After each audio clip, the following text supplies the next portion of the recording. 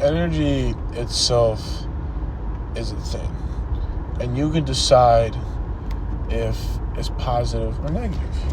So, like, let's say you have a bad breakup, right?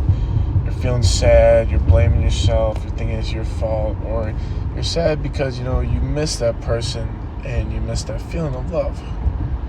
Now, that energy is right there, but there's two things you can do.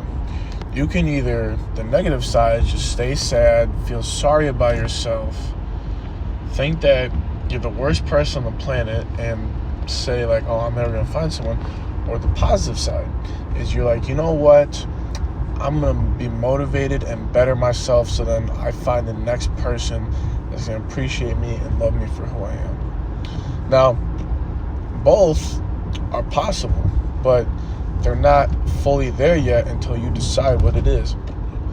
Because you see, like, everything in life is like somewhat in black and white, but you can kind of pick the gray. Everything starts off as like a gray area, as a thing. Like when you make a mistake at something, you can either be like, oh, I fucking suck, or you could be like, I'm learning. And I could literally be with anything. Because you say the main reason is why we think of the negative is because a lot of us are very hard on ourselves. We always have this ideology that nothing's ever good enough, or we always try to be perfect and think like, oh, like we're not allowed to make mistakes, which is not true at all, because mistakes help you learn and grow so that when you win, that win is perfect, or like not like perfect, but better, because you will lose in life, you will fail in life, but as long as you learn and you're like, man, I'm going to do this next time, that's all that matters. Like, you look at all the most successful business people on the planet, so many of them have failed. Even the pro athletes, so many of them have failed. Even any person in your life you can think of, they probably have fucked up or failed at some point. But do they stop? No, they keep learning.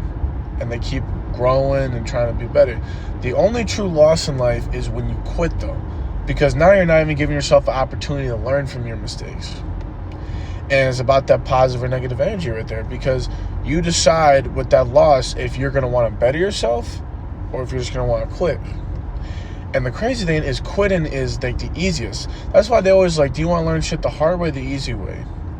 It's kind of counterintuitive because sometimes the easy way is not always the best. The hard way, like let's say, you don't feel like going to the gym, or like you're not motivated. The easy way is to be like, nah,